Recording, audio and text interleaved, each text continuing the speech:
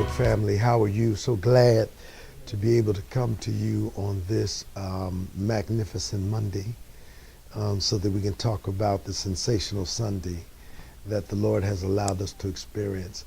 We're back on this series of one another, and we've discovered as the community of faith, as a child of God, being a part of the family of God, you cannot know Christ or do Christianity without someone other than.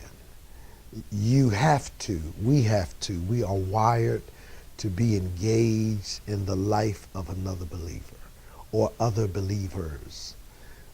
Christians cannot thrive or survive being on an island by themselves spiritually without the relationship that's required for believers to grow. We do them both. We are a family. We are members of one another. The Bible tells us to pray for one another. The Bible tells us to bear one another's burdens. And this week we talked about, in the book of Colossians, how that God told us that we ought to bear with one another. As well as forgive one another. Those two edicts, if you were, or those two imperatives that Paul gives us out of the book of Colossians chapter 3, around verses 12 through 16, as well as in the book of Ephesians chapter 4, verses 1 through 3, Paul tells us about bearing with one another. And it has behind it the meaning of having people that struggle with their weaknesses, and we can make them what they ought to be, or we can help them as they go through their struggle. So we, me, you, I, us, as a community of faith, need to bear with one another, tolerate one another's weaknesses, because we all have some that we have to be tolerated on and about. And in the process of doing that, you may be offended by the person that you're helping to bear. So therefore, if you get offended, you need to be forgiving. You got to forgive them as you have been forgiven.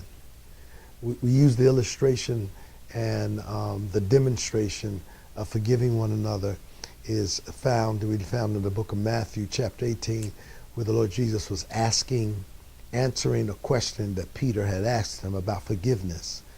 And Peter thought he was doing something by saying, shall we forgive 7 times?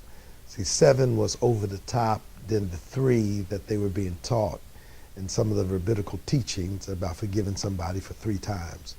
And Peter added 3 more plus 1. So he really thought that he was far beyond what was the norm of that day. And Jesus comes back and says, no, Pete, 7 times 70, or 70 times 7. And some translations say in a day. So the issue of forgiveness is that really there's no limits on it.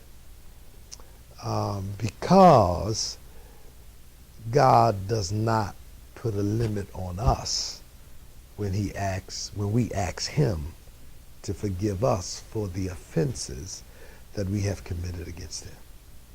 So I say to you, family, where you at with that? That forgiveness thing, that bearing with thing. Because what you don't do to others, keep in mind that God's not going to do that for you. If you don't bear with people when we need for him to bear with us, when we don't forgive people, when we need forgiveness from him, I think we should rather forgive so that we can be forgiven. Bear with so that he can bear with us, patient with us, kind with us. So whatever it is that you and I have become a recipient of, you and I really need to be an extension of it.